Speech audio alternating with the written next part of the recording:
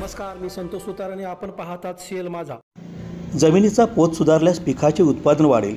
महाविद्यालयात जसा विद्यार्थी घडतो तसा शेतकरी सर्व माहितीने परिपूर्ण व्हावा, त्यांच्यापर्यंत नवनवीन माहिती योजना पोचवावी यासाठी या शेतकरी मेळाव्याचे आयोजन व कृषी प्रदर्शनाचे आयोजन करण्यात आल्याची माहिती दौलती विश्वास संस्थेचे ज्येष्ठ मार्गदर्शक गोपाळराव पाटील यांनी आपल्या भाषणात सांगितली.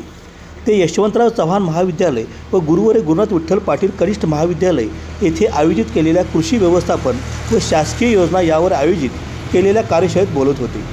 या कार्यशाळेच्या निमित्ताने शेतकरी मेळावा तसेच कृषी प्रदर्शन देखील आयोजित करण्यात आले होते.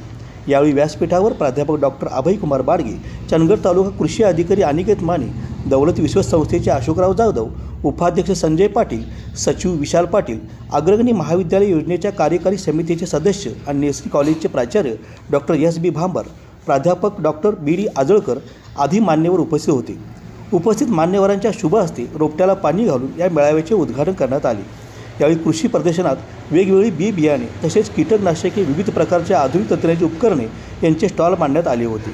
मान्यवरांनी तसेच शेतकरी वर्गाने या सर्व स्टॉलना भेट देत नवनवीन माहिती करून घेतली. या प्रसंगी खरीप हंगाम 2022 पीक स्पर्धेत विविध स्तरावर विजेत्या शेतकऱ्यांचा सन्मान मान्यवरांच्या हस्ते शुभ पुष्पगुच्छ देऊन करण्यात आला.